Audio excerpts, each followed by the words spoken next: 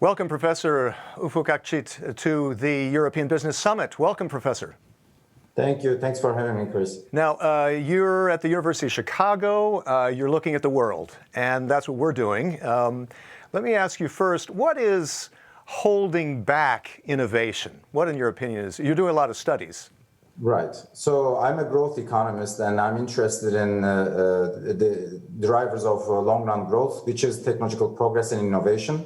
So for the past 17 years, I've been using microdata and economic theory in order to study various countries, including developing countries like India or Turkey, or developed economies like the US, Germany, Finland, Denmark, etc. And of course, innovation is a multidimensional issue, and so there is not a one-size-fits-all type of policy that will boost innovation and economic growth. And different countries have different stories. So when we look at around the world, we see an overall decline in productivity growth. And the question is, given that companies are spending so much dollars or so much money into R&D and innovation, why don't we see a productivity growth? Yes, why don't we see that? Yeah. So the issue is multidimensional. First, if you look at countries like the US, for instance, we see a very sizable increase in market concentration. When you look at the largest firms in any industry or any sector, their market share has been increasing drastically since 1980. And when we look at the share of GDP that's being paid to labor, that's been declining. So labor is getting less and less out of the pie, and business owners are earning more and more. Despite this, we see a slowdown in new business creation. So normally we know that young entrepreneurs are important for economic growth. They are the animal-spirited entrepreneurs who are driving, who are bringing new technologies, and the creative destruction that they are generating by taking down the unproductive incumbents and replacing them is leading to economic growth. But when the market leaders are getting bigger and bigger and bigger, small entrants are getting discouraged by that. And in fact, you co-wrote a study, if I might quote, as saying that the slowdown in productivity growth in the U.S. may be linked to big companies like GAFAs, like the Googzillas of the world, not sharing their innovations, and this suggests perhaps the need for more antitrust action. What do you think? That's absolutely correct. Indeed, when we look at the US in particular, we see a massive increase in patent concentration by the market leaders. So around 1980, 35% of the patents were being registered by the largest 1% of the companies. Now that number went up to 55%, from 35% to 55%. And when we look at the secondary market for patents, again, the largest 1% of the companies are purchasing most of these patents in order to build an arsenal and a patent thicket around themselves in order to threaten the competitors. Another very interesting trend that we observe in the data is the following. This comes from a very recent study that I conducted with Nathan Goldschlag from US Census Bureau. We look at the superstar inventors, and these superstar inventors typically are, when they form a new company, they create a lot of jobs. But what's happening recently? Well, recently, all these superstar inventors are being poached or hired by largest companies in the US. Yeah. But the interesting thing is the following. Maybe you can say this can be productive because large firms are offering more resources to these inventors. Well, what we observe is very interesting. First, the salaries of these inventors are skyrocketing once they move to large incumbents, but their research productivity or innovativeness is declining after they move to large incumbents. And this is bad for the society. Okay, so then what are you saying then? Should we break up some of these big companies like Google, like Facebook? So this is something that has to be considered. Indeed, there's a lot of defensive patenting and defensive innovation that's taking place. And most of the time, what we also observe is that there is the so-called killer acquisition taking place. So large companies are threatening new startups. They are buying them, not to use them, actually just to kill them on the spot. And this is dangerous. So that's why I think first we need to pay special attention to these type of mergers and acquisitions, trying to understand really the underlying reason behind these M&A activities.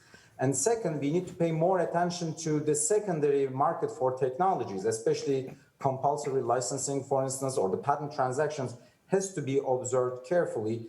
This is something that we've been ignoring a bit. And now the European Union has been a bit more aggressive on antitrust. Now with Joe Biden said to win the presidency now, do you think there will be more aggressiveness on the U.S. side in this regard? That's likely to be the case, to be honest.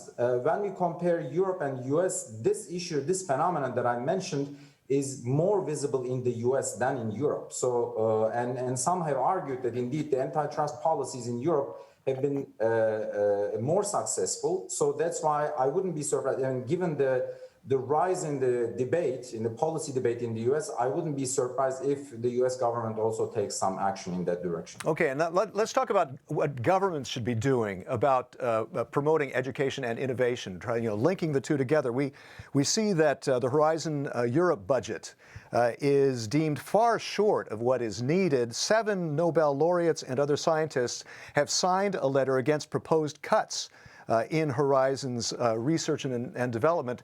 How do you see this? Chris, you're touching upon an extremely important issue. It's a very sensitive issue. Indeed, when we want to understand innovation, we need to realize that there are 2 steps behind every innovation. First, there is the basic research step, basic science step, and then the applied research that's being done by companies. But the basic research is done at the universities. So, for instance, without the Maxwell equations or Karatar equations, we couldn't have found or innovated radio or nylon, which really transformed our lives. So everything starts really at the basic research step. And without funding, without proper funding into those areas, we cannot really thrive. Okay. In a recent study, we tried to understand what are the drivers of innovation. So what we did was very interesting. We merged various data sets. We merged patent data with individual records, social security records, and trying to understand who the inventors are behind each of these patents. And what we saw is that indeed education is a huge predictor of innovation, and even more so having a PhD. Having a PhD degree is a very good predictor of ultimately producing a patent, which suggests that indeed the PhD programs, especially higher education, is very, very essential for new innovations. The second thing we have to also think about is that it's not sufficient just to produce these innovations. We need to also diffuse these technologies among companies, among in the economy. And the absorptive capacity of the companies are driven by how educated their workers are. So universities are also, first, they are producing the technologies, but second, they are educating our workforce. And with high human capital workforce, it's much easier to diffuse new technologies, and the absorptive capacity of the companies will go up. I think it's extremely dangerous to cut down the funding to universities or higher education. And indeed, in the US, we see a productivity slowdown since 1980. And US federal spending into basic science have been trending downwards since 1980. So these could be just 2 interesting correlations or observations, or they might be closely linked to each other. So this is something that we should think harder about. Professor, what about a digital tax? If we can have a global digital tax to help finance that kind of education. It is possible. Of course, there's a big sectoral shift, and so these type of policies can be implemented. But I think what's really important here is how we are going to spend our money. Indeed, we see a massive rise in inequality among people. Globally, there's a massive rise in inequality. And when we look at the data, indeed, there's a very strong relationship between child's likelihood of obtaining good quality education and parental background in terms of socioeconomic backgrounds. So this means that if parents are not rich enough, then the kids don't have access to education, and as a result, they are not going to express their creativity. They won't form new companies, or they won't come up with next big technologies. There is nothing more important than human capital. So we can play around, of course, with taxes, etc. Indeed, I've done a lot of studies also on tax policy, but ultimately what we see in the data is that the most important thing for innovation is human capital and brains, and we need to provide equal opportunities for accessing education among people. Otherwise, the rise in inequality is threatening the sustainability of economic growth. Professor, before we run out of time, I want to shoot 5 questions that we're shooting at everybody in these interviews. And first of all, what is the biggest thing you think Europe lacks today? I think one important thing Europe has to think harder about is the immigration policy, especially high-skill immigration is, again, I'm an innovation economist, I'm a growth economist, and I know that high skill is, again, something extremely rare. So I think a high-skill immigration policy has to be reviewed very, very carefully. To fill the skills gap that is expected in the future years. Absolutely. Okay, Absolutely. question 2. What one urgent action should the EU authorities take right now? What action? Any kind of action? Right now, I think the monetary policy is a big problem, and we need to understand why the monetary policy transmission mechanism is not functioning well. Indeed, the monetary authorities are intervening aggressively, but we don't see real action from the economy. And I think this transmission, the lack of transmission, has to be understood properly. So pushing on a string, we need more quantitative easing, or what?